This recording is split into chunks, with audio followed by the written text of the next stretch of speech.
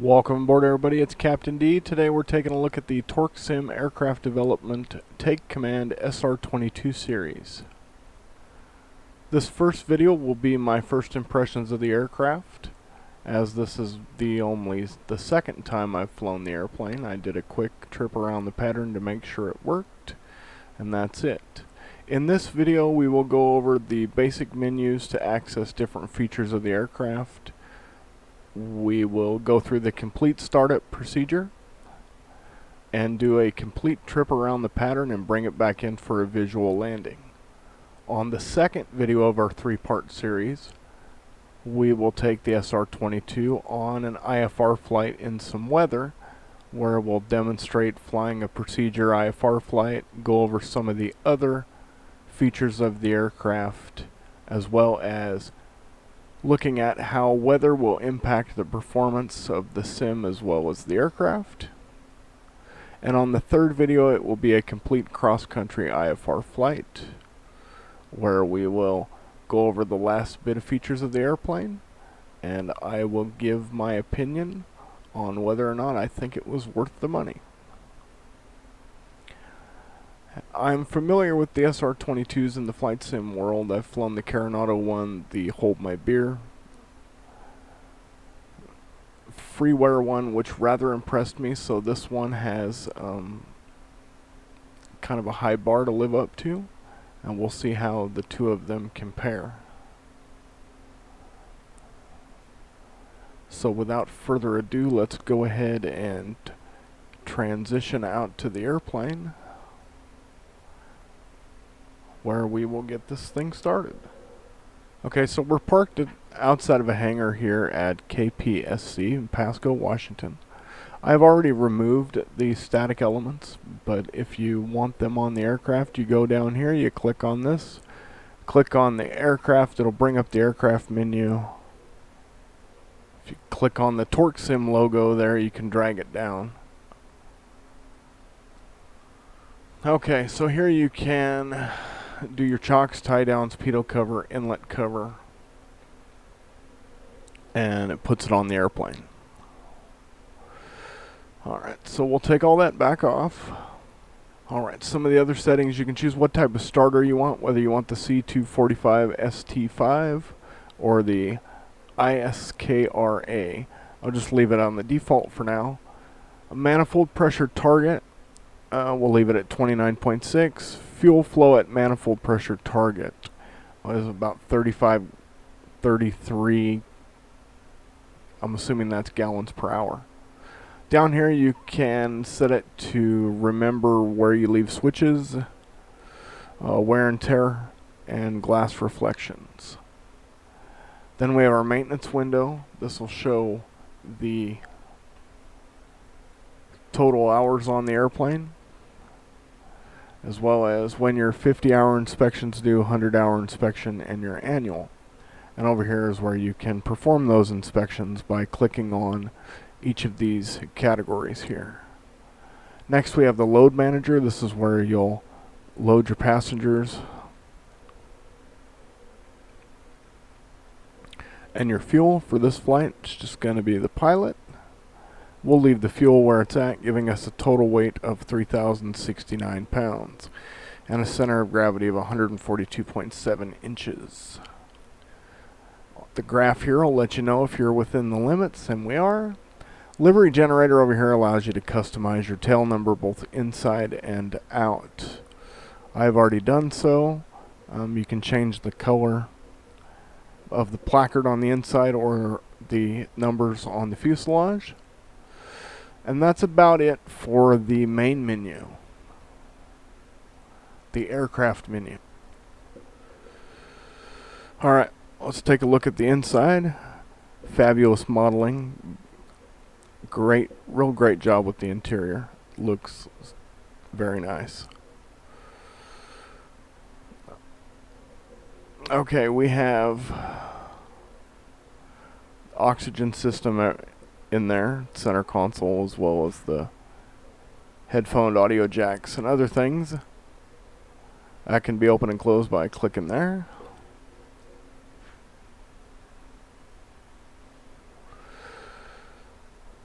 Alright, all the breakers and everything, just like the Hold My Beer, are modeled and simulated individually.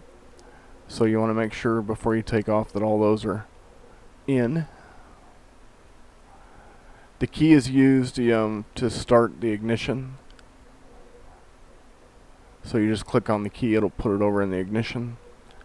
I'm not sure why we have a Dairy Cow Beanie Baby on the glare shield, but hey, why not? The cap system,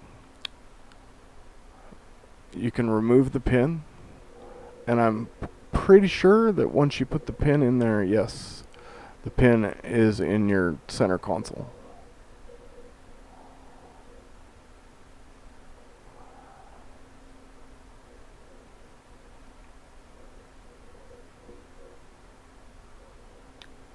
Alright, all the doors, everything's modeled. Can open and close doors.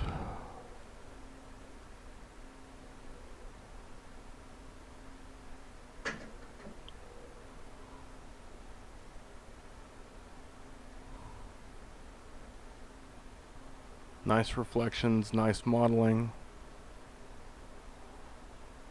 Very good job. So as far as modeling and interior go, I give it a 5 out of 5.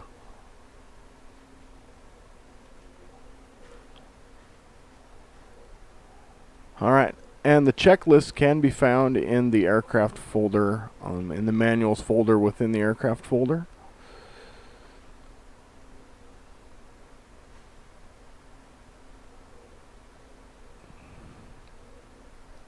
So let's go ahead and go through the starting procedure.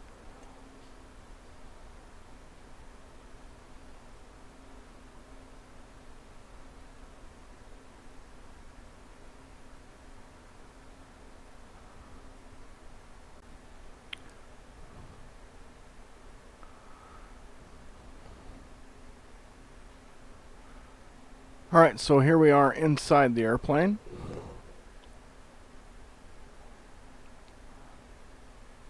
We want to make sure our parking brake is set. All of our circuit breakers are in. Alright, because it's the first start of the day, the first thing we want to do, step 1 in starting the engines, is prime the fuel pump for about 6 seconds.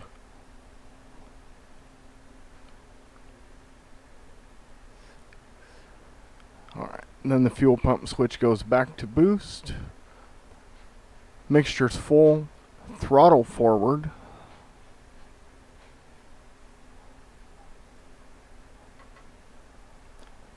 Alright, make sure we're on an active tank. Alright, then we'll turn on our batteries.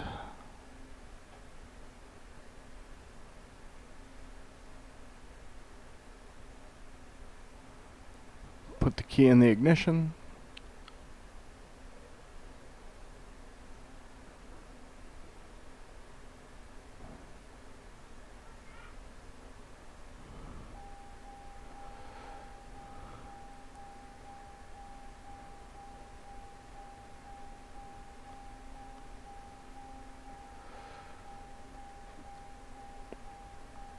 Alright, prop area is clear.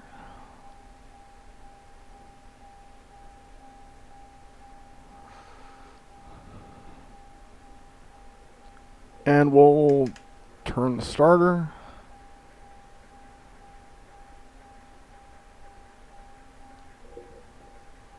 And you have to adjust the throttle back and forth until the prop catches right there. And then bring it back to about 1,000 RPM.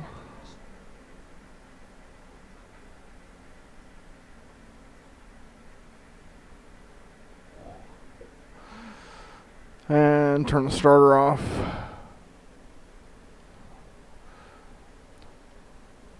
Alright, next step is alternator 1 and 2 and the avionics bus.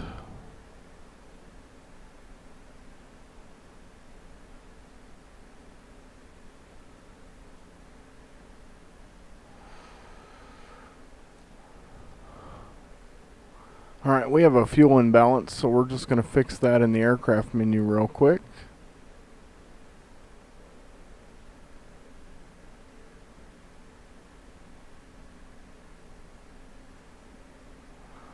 There we go.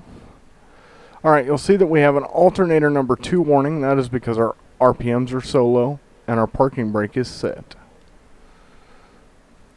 Alright, over here on the MFD, your first page that shows up gives you your general pilot minimums based on skill level, infrequent flyer, average pilot, or elite aviator. So for purposes of this video, I'll consider myself an infrequent flyer of this aircraft. So our wind limits are 15 knots, a 5-knot crosswind, and a max gust of 5 knots. VFR minimums 5,000 ceilings, 10 statute miles, 5,000 statute miles at night. Alright, then over here it gives you the Know Your Limits page. Have you considered density, altitude, takeoff distance, climb performance, fuel requirements, landing distance, weight, and balance? Are you fit to fly? Illness, medication, stress, alcohol, fatigue, emotion. Passenger briefing, caps, how and when, seat belts, emergency exits, fire extinguisher, use of oxygen, and no smoking. Alright, over here we'll see that we have 60 usable gallons on board.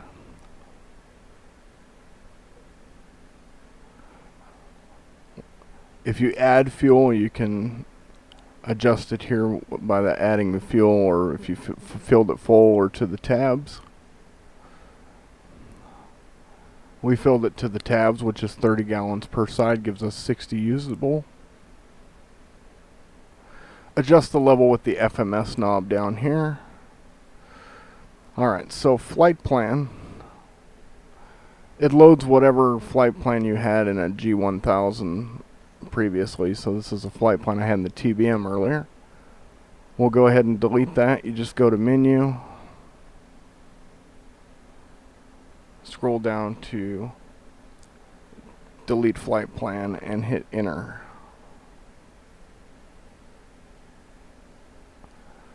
Alright, it's just like any other G1000 outer knob, inner knob. We're staying at Pasco, so we can put Pasco in here just to demonstrate.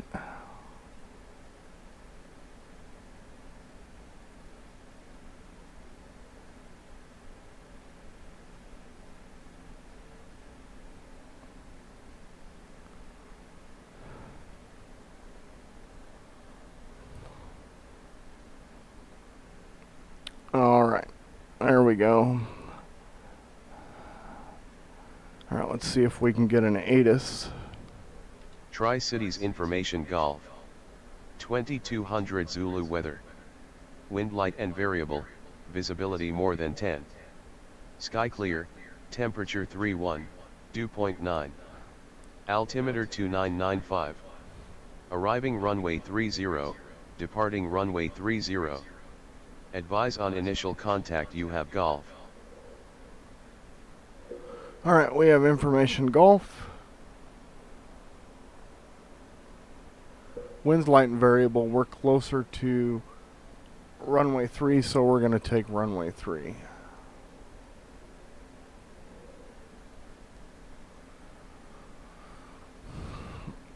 Alright, we already pulled the pin from the cap system, so it's ready to go.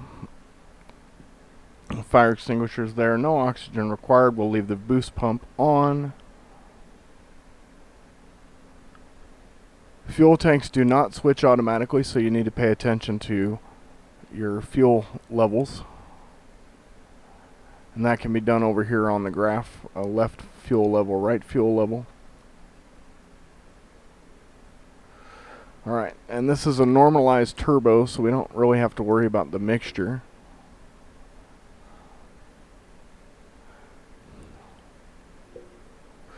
Alright, taxiing is done all with differential braking, meaning if you want to turn left, you tap the left brake. If you want to turn right, you tap the right brake.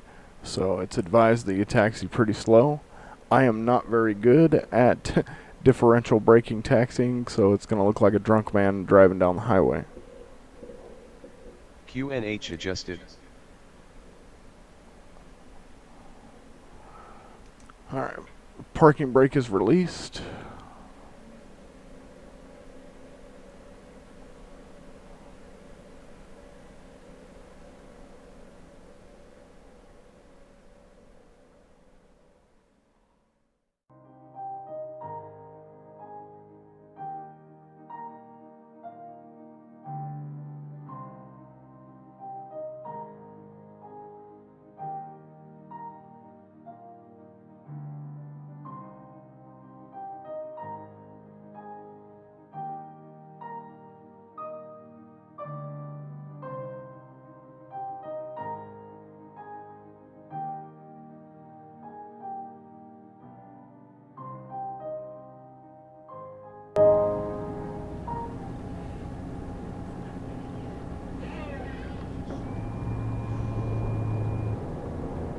Alright, trim's set, flaps are set.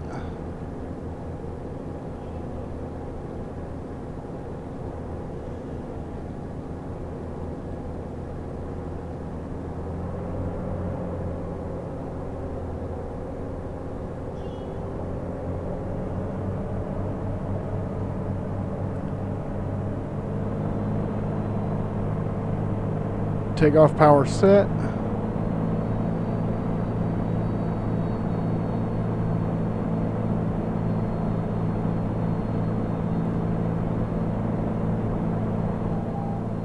.75 knots and we're off the ground. I'm not good at differential braking at all. I need some practice. Alright, so we're gonna trim up a little bit here. Pull the flaps up. One thing I noticed the difference right off the bat, the flight dynamics in this SR22 are a lot more sensitive than the Hold My Beer or the Auto version.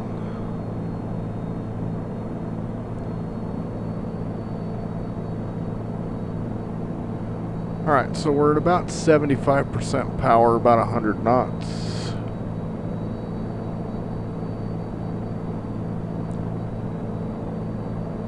There's 1,000 feet.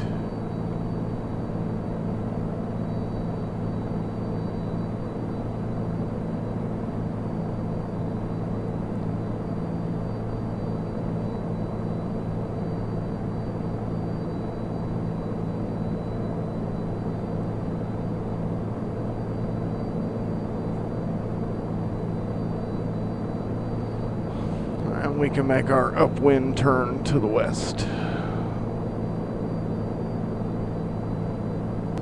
Straighten out the downwind here. And then we'll turn base over the river. I'll pull back the throttle here. We're doing 150 knots.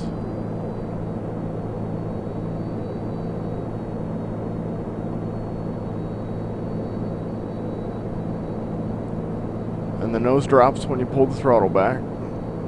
That's a good flight dynamic.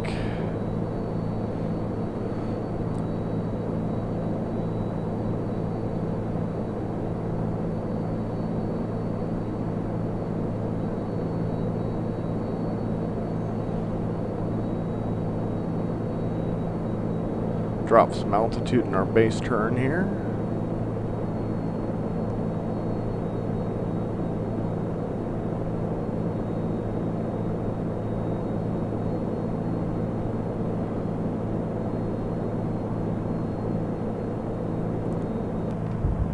Landing flaps are in.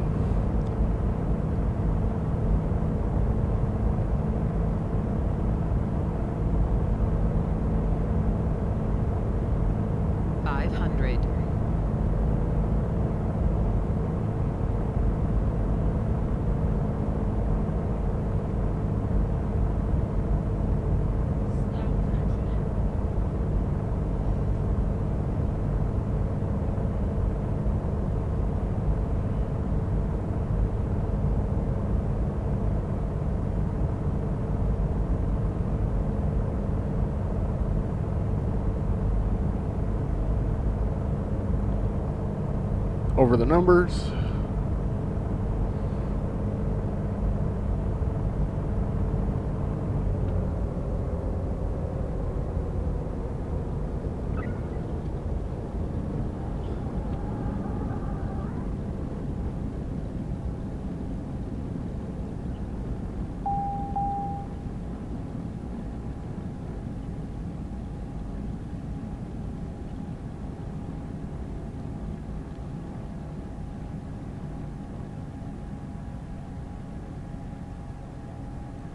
So not a bad landing. You definitely need to be ready to be on your brakes when you touch down. The differential braking makes it a little trickier to stay on center line.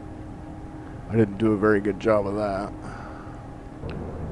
So the differential braking is a lot more sensitive in this plane than some of the others, which is probably more realistic. Don't take my word for it. I've got a old pair of rudder pedals where the left side of the brakes are more sensitive than the right.